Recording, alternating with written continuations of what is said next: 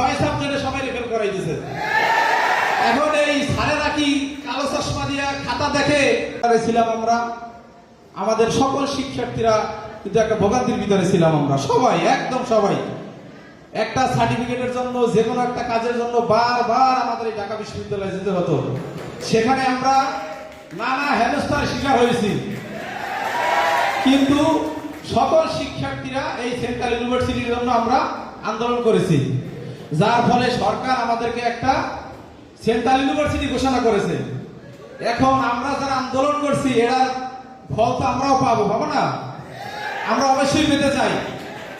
বাংলাদেশ জাতীয়তাবাদী ছাত্রদল সবসময় শিক্ষার্থীদের পাশে ছিল এবং ভবিষ্যতেও থাকবে। আমরা চাই ঢাকা সেন্ট্রাল ইউনিভার্সিটিতে যারা এখানে উপস্থিত আছেন, আমরা সেন্ট্রাল ইউনিভার্সিটিতে গেলেও কিন্তু ভোগান্তি হবে। তারপরেও যে জনস্রোত দেখতে পাচ্ছি তাতে কিন্তু সেন্ট্রাল ইউনিভার্সিটিতে আপনাদের সবাইকে না নেওয়ার কোনো যুক্তি আমি দেখতেছি না। এটা কিন্তু সম্ভব না। আর আপনারা যারা এখানে অভিভাবক আছেন, আপনারা যদি আমাদেরকে নিতে না চান তাহলে তার যৌক্তিক সমাধান আজকে এখানে বসে দিয়ে তারপরে যেতে হবে। আমাদেরকে কেন দিবেন না? আপনারা যদি আমাদেরকে নিতে না চান তাহলে ঢাকা বিশ্ববিদ্যালয়ে আমাদেরকে, আমরা যে পরীক্ষা দেই প্রত্যেক এক ডিপার্টমেন্টের 6 সাবজেক্টে সবাই রেফার করাই দিয়েছে। এখন এই স্যারেরা কি কালো চশমা দিয়া খাতা দেখে না কি দিয়ে দেখে এটা কিন্তু আমরা বুঝি না।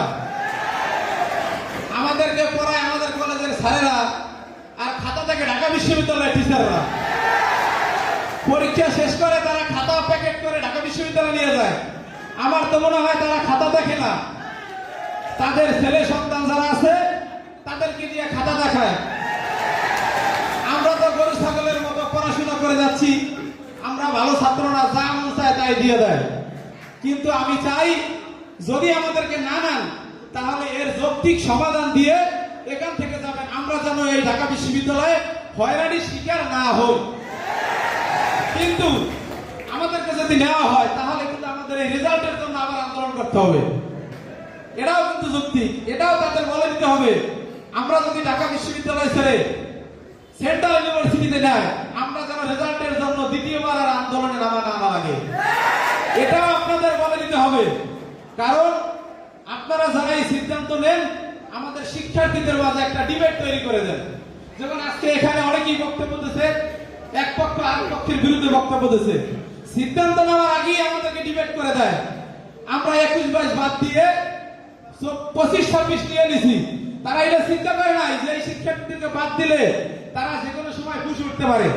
এটা কিন্তু তারা ভাবে না। শিক্ষকদের কোনো সমস্যা নাই, শিক্ষকরা মাস গেলে বেতন পায়, তাদের সমস্যা আছে? সমস্যা কিন্তু শিক্ষার্থীদের।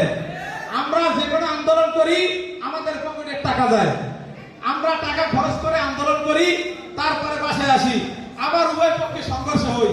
কিন্তু আপনাদের কাছে আমাদের বিনীত অনুরোধ, আমরা যেন এই ডিবেটের ভিতরে না থাকি, আমাদের একটা যৌক্তিক সমাধান দেয়। আমরা এখান থেকে মুক্তি পেতে চাই, আমরা আমাদের পড়ার টেবিলে ফিরে যেতে চাই। আপনারা যৌক্তিক সমাধান